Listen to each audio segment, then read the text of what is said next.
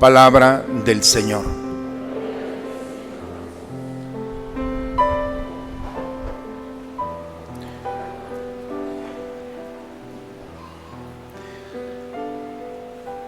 El Evangelio el día de hoy, hermanos, ha sido una continuación a lo largo de estos 3 domingos. Y el día de hoy, un doctor de la ley, Jesús ha estado hablando de la vida eterna, y un doctor de la ley, para ponerlo a prueba, le dice: ¿qué debo de hacer para conseguir la vida eterna? Ya tengo claro qué es la vida eterna. La vida eterna significa el regalo, la recompensa para aquellos que en esta vida lograron llevar a Dios en su corazón y no lo cambiaron por nadie o por nadie. Es decir, aquellos que en esta vida se conservaron cuidadosos del tesoro que llevaban, porque esta vida, hemos ido hablando estos domingos, quiere intercambiar a Dios, lo intercambia por una cosa, por una persona, y aquellos que logran llegar al final de sus días con Dios en el corazón, entonces pues la recompensa es la vida eterna. El doctor de la ley le dice: eso ya lo tengo claro, pero ¿qué tengo que hacer? Ahí hay un verbo, hacer, para alcanzar la vida eterna. Jesús le dice: ¿qué está escrito? Y el doctor de la ley le responde, como era un sabio conocedor de la Escritura, con un texto del Antiguo Testamento, Deuteronomio capítulo 6 y Levítico también. Pues dice que amarás al Señor tu Dios con todo tu corazón, con toda tu alma, con todas tus fuerzas, con todo tu ser, y amar a tu prójimo. Jesús le dice: pues ahí está, ama a Dios, llama a tu prójimo, con eso tienes. Pero este hombre no quedó muy convencido, y entonces le dice: bueno, ¿quién es mi prójimo? Y entonces Jesús hubiera podido responder con un concepto doctrinal del prójimo, pero no gastó tiempo en esto. Y Jesús empieza la historia. No sé si alcanzaron a entrar en la historia del día de hoy. Yo creo que las historias siempre captan un momento de nuestra atención. A todos nos gustan las buenas historias. Y Jesús empieza con este hombre, un hombre que bajaba de Jerusalén a Jericó. Jerusalén está a 750 sobre el nivel del mar, Jericó a 300. Quienes hemos tenido la oportunidad y la gracia de estar allí, entonces es una bajada total, son alrededor de unos 20 kilómetros aproximadamente. Y entonces uno siente, dice que un hombre iba bajando a Jericó. Jericó en el tiempo de Jesús era muy famoso, porque como queda muy cerca de Jerusalén, todos los que trabajaban en el templo vivían en Jericó. Era como Ramos Arizpe, Saltillo más o menos. Entonces la gente que trabajaba en Saltillo se iba a dormir a Ramos Arizpe. Muy plástica la cosa, ¿verdad? Pero creo que es eso. Entonces ese camino que era frecuentemente recurrido por los levitas, por los sacerdotes, por los liturgos, por todos los que trabajaban en el templo, dice que un día Jesús, empieza esta historia, un hombre venía bajando por el camino y cayó en manos de unos ladrones.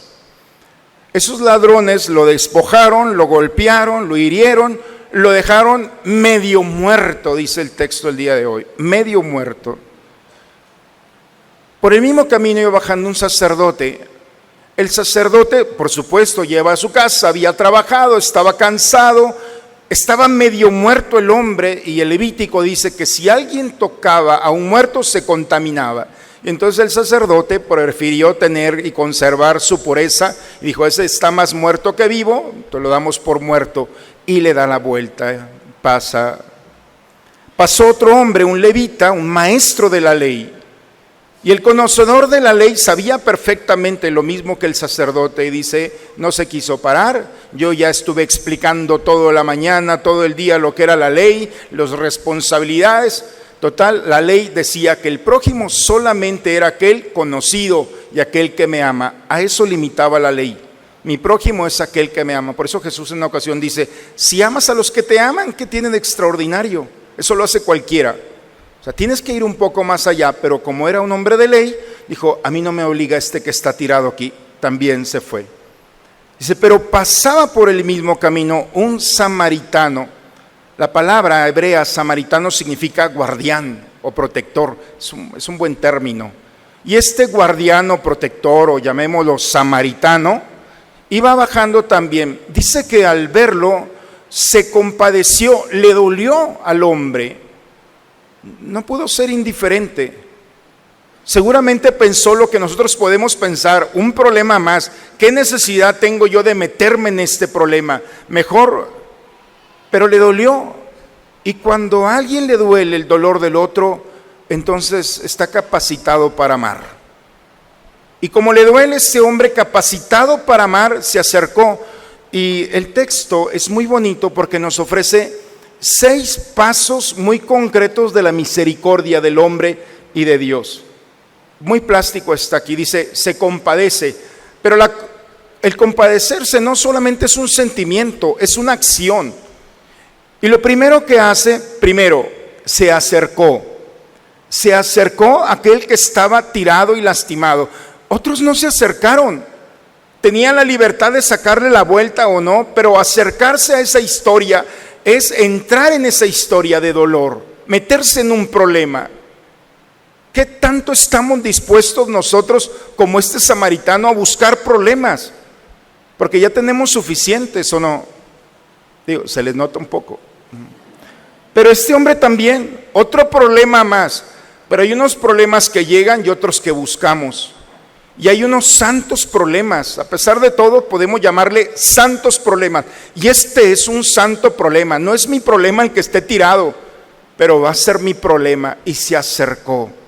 Hay quien se acerca lastimado para seguirlo lastimando con una crítica, con una palabra, con un comentario o con la indiferencia. Este hombre se acerca no como una amenaza al dolor, es lo más maravilloso. Se acercó al medio muerto.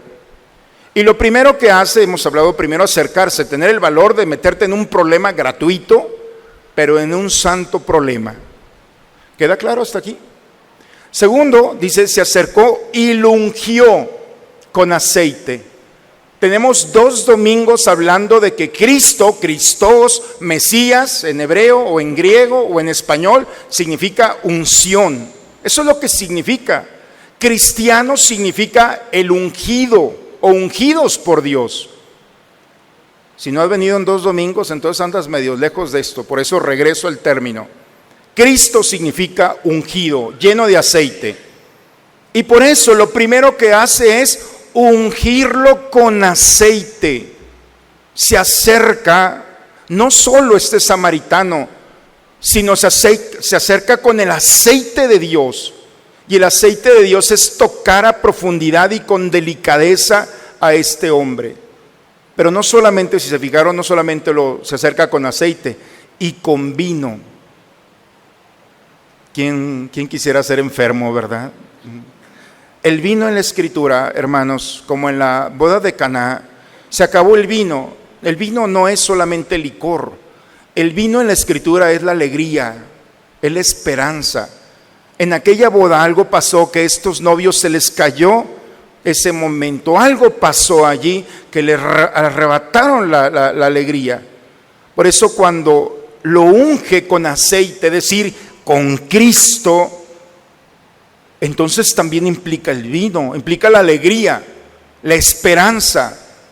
Cuando alguien está allí acabado, cuando lo robaron, cuando lo golpearon, esa persona lo dejaron medio muerto, ¿qué pasa en el corazón de alguien que se han burlado de él? Pues queda lastimado. Y queda lastimado, y hay personas que han sido tan lastimadas que ya no quieren confiar, que ya no quieren vivir, que ya no esperan nada. Y entonces este hombre lo toca con Cristo, pero también con alegría. Si este mundo te ha quitado la alegría, yo voy a hacer lo posible para que la vuelvas a recuperar. Y entonces es acercarte al lastimado para recuperar en él lo que este mundo y estos ladrones quisieron quitarle. Devolverle la alegría, la esperanza, el deseo de vivir, de levantarse y de seguir confiando. Después, el cuarto elemento es que lo toma y lo sube a su cabalgadura, lo sube a su caballo, lo toma en sus brazos, lo sube. Se contaminó, dice la ley, no le importa. Lo importante es que estás en mis brazos. Y cuando alguien tiene la capacidad de abrazar significa compasión, misericordia, rajamín en hebreo, ustedes que lo saben.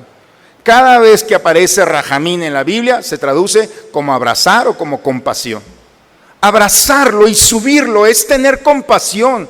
Es, si no puedes caminar y este mundo te ha tirado, no te preocupes, aquí están mis pies y están mis brazos para cargarte. La expresión más bella de la humanidad, cuando el hombre toma al otro y lo sube en su cabalgadura. En una ocasión les contaba esa historia tan bonita que una vez escuché del doctor que ve a la niña que trae a su hermanito cargado, un hermanote, chiquito pero bien gordo que lo traía, y el doctor le dice: niña, baja ese niño de allí, ya puede caminar, déjalo que camine. Y la niña le dice: doctor, no pesa, es mi hermanito. Nomás por el hecho de ser su hermanito no pesa. Eso es cargar, claro que está pesado, pero eso, subirlo a la cabalgadura es, no importa tu peso, o sea, eres mi hermano. Y cuando lo sube a la cabalgadura, quinto, se lo lleva a un lugar, a un mesón, donde están las condiciones necesarias para restablecerse. Aquí los bandoleros, los ladrones, los que se aprovecharon de ti, ya no están. Aquí estás seguro. Y eso es la expresión de la misericordia. Puedes dormir porque yo estoy aquí. Mientras yo estoy contigo, tranquilo, nadie te va a hacer daño. Y finalmente dice allí, cuidó de él. Y esa expresión, cuidar de él, no es solamente restablecerlo. Se me pasa uno que también lo vendó. Y el elemento de vendar, se me pasaba y es muy importante. Es no solamente restablecerlo, sino cuidarlo, protegerlo, saber que esa herida va a sanar y se va a convertir en cicatriz, pero esa cicatriz también queda internamente una debilidad y hay que cuidarla. Cuando alguien se ha fracturado, después se alivia, pero ese brazo ya no queda bien. Así también, esta historia ya no queda bien, pero conozco tu debilidad, la voy a vendar, voy a tener cuidado de que ni tú mismo ni nadie te lastime. Eso es maravilloso. Cuando alguien está cuidándote de ti, aún de ti mismo, de ti misma. Y entonces lo deja y al día siguiente le dice al dueño del mesón: cuida de él, cuida de él. Lo que gastes de más, yo te lo pagaré a mi regreso. Esta historia se cierra, aparentemente. Jesús vuelve otra vez al tema. No le da un concepto, todo había empezado por una pregunta: ¿quién es mi prójimo? Y Jesús le dice: ¿cuál de estos te pareció que actuó, se portó como prójimo? El que tuvo compasión. Ve y haz tú lo mismo. O sea, lo importante, amigo, doctor de la ley, no es tener un concepto de quién es el prójimo. Lo importante es que tú estés dispuesta a ser prójimo. No andes buscando el prójimo allá, búscalo aquí. El prójimo eres tú cuando te conviertes y puedes vivir estos 6 elementos en los cuales entras en un santo problema para ofrecer lo que tienes. La recompensa de aquellos que encuentras en el camino y que Dios los ha puesto allí para tu cuidado, porque la misma expresión de Jesús para el dueño de la posada es para cada uno de nosotros. Cuida de él. A mi regreso yo te lo pagaré, lo que gastes en él. Cuida de él. Por eso, hermanos, cuando nosotros vivimos la experiencia de la palabra de Dios, es abrir el corazón, es provocar un cambio en nuestra historia. Antiguamente, antes de Jesús, toda la ley judía y todo el templo con sus sacrificios era la historia del pueblo de Israel, pero su historia se había transformado en un enemigo por los sacrificios, por la pureza y por la ley. estaban limitados a la misericordia solamente de aquellos conocidos. Y cuando llega Jesús, rompe esas estructuras. La misericordia, si no está en la oración, en el culto, en los sacrificios y en la ley, entonces no sirven para nada. Si la misericordia no es el centro de nuestra vida, si la misericordia no te convierte en un prójimo, entonces el día que llegue Jesús y te diga: ¿qué hiciste con aquel que puse delante de ti lastimado?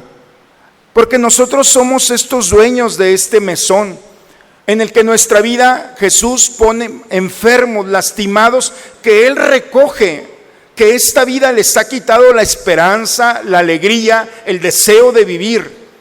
Y nosotros podemos gastar nuestro dinero, nuestras fuerzas y todo en nuestros placeres, no hay problema, es lo tuyo.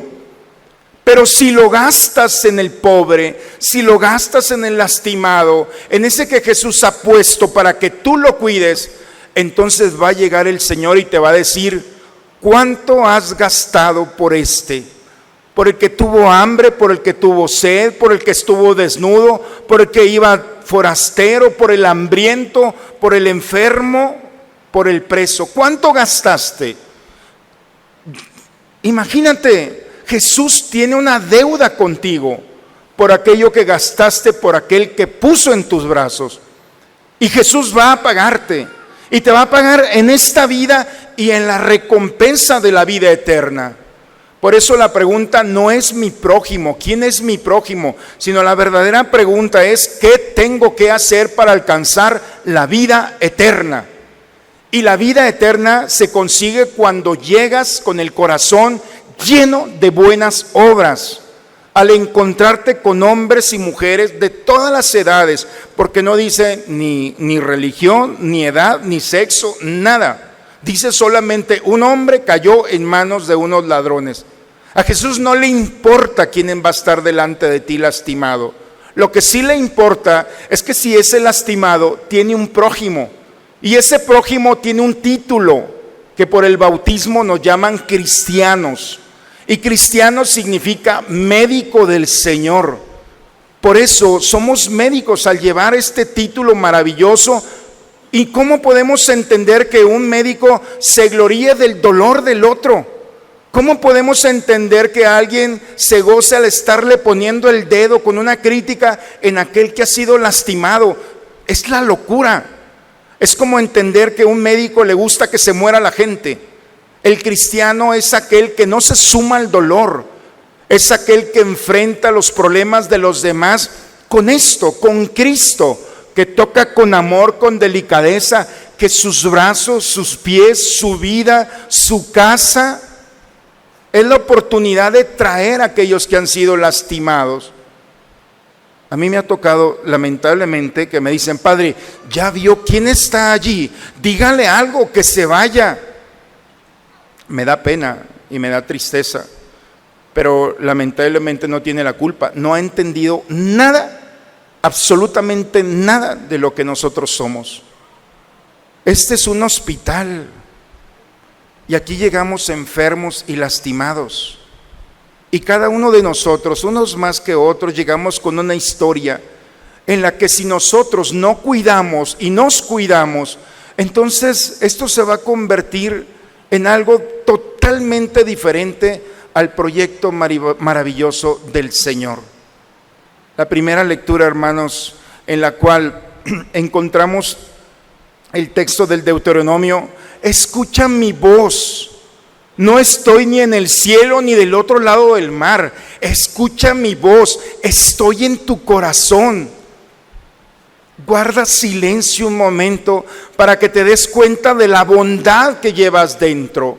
Y cuando escuches mi voz, mis mandamientos, serás libre. No te dejarás atar por nada ni por nadie. Y cuando alguien es libre de prejuicios, de circunstancias, de ritos vacíos y de leyes, cuando alguien es libre, entonces no la piensa dos veces, no busca razones para hacer el bien. Es aquellos que tienen la capacidad de acercarse como Cristo y tocar con misericordia a un pecador o a una pecadora. y recuperarlos cuando nadie los quiere recuperar. Ser cristianos, hermanos, es entrar en el dolor del otro, del cuerpo y del alma, y saber que no entramos solos o solas, que es Cristo. Cuando decidimos entrarle a un problema que no es nuestro, y es un problema que el otro, y entramos para cargar al otro, no son nuestras manos ni nuestros pies, es Cristo mismo a través de nosotros.